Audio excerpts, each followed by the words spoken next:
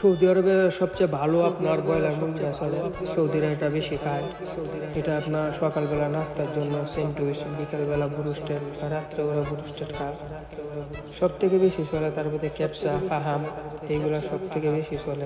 Saudi আরব প্রচুর পরিমাণ broiler মুরগি খায়। আপনার সৌদি আরব যে কোনো আপনার জায়গার মধ্যে আপনার দেখবেন ব্রুস্টেডের দোকান, তারপরে আপনার স্যান্ডউইচের দোকান, এগুলো আপনার থাকবো। আর দোকানগুলো ওরা খুব সুন্দর করে সাজা।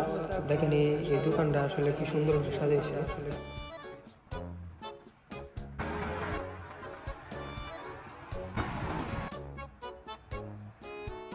আমরা আসছিলাম এনে খাওয়ার জন্য, তো এখানে আমরা ব্রুস্টেড পাই নাই।